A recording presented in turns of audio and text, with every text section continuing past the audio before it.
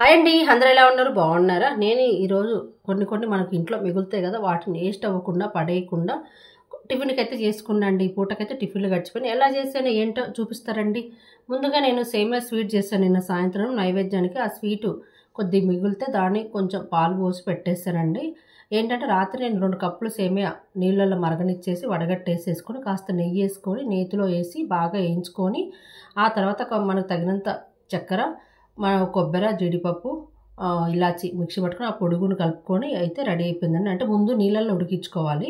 ఉడికించిన తర్వాత వడగట్టిన తర్వాత నెయ్యిలో వేయించుకొని, ఆ తర్వాత పంచదార తగినంత ఏసుకొని, ఆ తర్వాత జీడిపప్పు, ఇలాచి, మన పచ్చి కొబ్బర మిక్సీ పట్టి పొడి కలుపుకుంటే బావుంటుంది. అది రాత్రి తిన్నాం. కొంచెం మిగిలిందని చెప్పేసి పొద్దున్న లేసి ఏం చేశానంటే పాలు కాసి అందులో కాస్త షుగర్ ఏసేసుకొని, ఈ సేమియా మిగిలిన సేమియా ఏసేసుకొని సేమియా పాయసం అయిపోయింది. రాత్రి సేమియా స్వీట్ తిన్నాం కదా! ఇప్పుడు పాయసం కూడా తినేసామనమాట.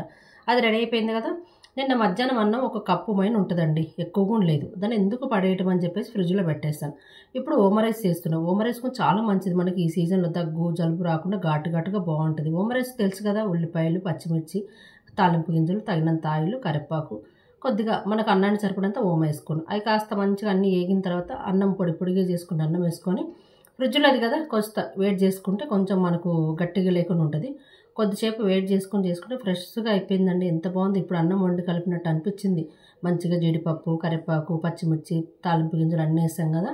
ఆ తర్వాత నెక్స్ట్ ఏంటంటే ఓమా రైస్ రెడీ అయిపోయింది. సేమియా పాయసం రెడీ అయిపోయింది గదా! నెక్స్ట్ ఏంటంటే రాత్రి ఇడ్లీ పెట్టాననమాట. మేము నైట్ టిఫినే తింటామండి. అది నిన్న మధ్యాహ్నం అన్నము. ఇప్పుడు నైట్ టిఫిను ఇడ్లీలు మిగిలిపోయినాయి. ఒక 5 ఇడ్లీలు. అయి ఎందుకు పడేయడం? అయిదే గదా! ఎవరు తింటారని చెప్పి పడేసుకోకుండా నేను ఫ్రిడ్జ్‌లో పెట్టేసి వాటిని పొడిగా చేసుకొని మళ్ళా సేమ్ అంతేనండి పోపు గింజలు, తగినంత ఆయిలేసుకొని, ఉల్లిపాయ, జీడిపప్పు, పచ్చిమిర్చి ఏసుకొని, అవి కాస్త ఏగినాక లైట్‌గా పసుపేసుకుందాం. పసుపు మీ ఆప్షన్. మీకు నచ్చితే ఏసుకోండి, లేకపోతే లేదు. నేనైతే కొంచెం కలర్‌ఫుల్ కోసమే, టేస్ట్ కోసమయితే కాదు. కొద్దిగా పసుపేసుకొని, ఉప్పయితే ఎయలేదండి. ఎందుకంటే అందులో ఇడ్లీలో ఉప్పు ఉంటది కాబట్టి నేనేయలేదు. ఇప్పుడు ఉప్మా అంతా ఇడ్లీ పొడిగా చేసుకొని ఏసుకున్నాం కదా! ఇప్పుడు మనకు ఉప్మా అంతా ఎట్లా రెడీ అయిందంటే, బొంబాయి రవ్వతో ఉప్మా చేసుకుంటాం కదా! మేమైతే ఇట్లా పొడిగా చేసుకుంటే అలా ఉందనమాట. ఈ ఇడ్లీతో ఉప్మా కూడా చాలా బావుంటుందండి. ఎంతమందికి తెలీదో నాకు తెలీదు గానీ, పుల్లగా భలే బావుంటది. ఇడ్లీలు కొంచెం మనకు పులిసినట్టు ఉంటాయి కదా! చాలా బావుంటుంది. ఇలా 5 ఇడ్లీలే గదా! ఎవరు తింటారులే అని పడేసుకుంటే ఈ పూట టిఫిన్‌కి ఎతుక్కోవాలి గదా! కొంచెం అన్నమే గదా!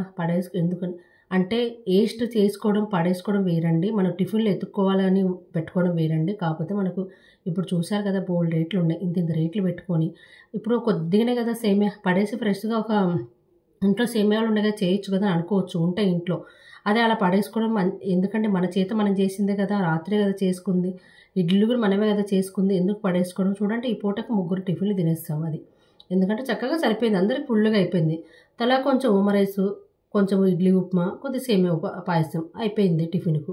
ఒకరికేమో చపాతీ చేశాను. వాళ్ళు చపాతీ, నిన్న మునక్కాయ, దోసకాయ కర్రీ ఉన్నది అదేసుకొని తినేసారండి. అందరికి నచ్చుతుంది అనుకుంటున్నా. మీకు అందరికి నచ్చితే లైక్ చేయండి, షేర్ చేయండి, కామెంట్ చేయండి. మీరు కూడా ఒకసారి ఇదే విధంగా ఫాలో అవ్వండి. ఎందుకంటే బోలెడు రేట్లున్నాయబ్బా! అని మళ్ళా 3, 4 రోజులది కాదండోయ్! రాత్రి చేసుకుంది పొద్దునకే పర్వాలేదు. 3, 4 రోజులు పెట్టుకొని చేసుకోవద్దు. నేను అలా చెప్పట్లేదు. అందులో కార్తీక మాసం కదని అనుకోవచ్చు. ఉపవాసం ఉన్నప్పుడు తిన్నాం కదండీ! 4 రోజులు పర్లేదండి. ప్లీజ్ నచ్చితే లైక్ చేయండి. అందరికి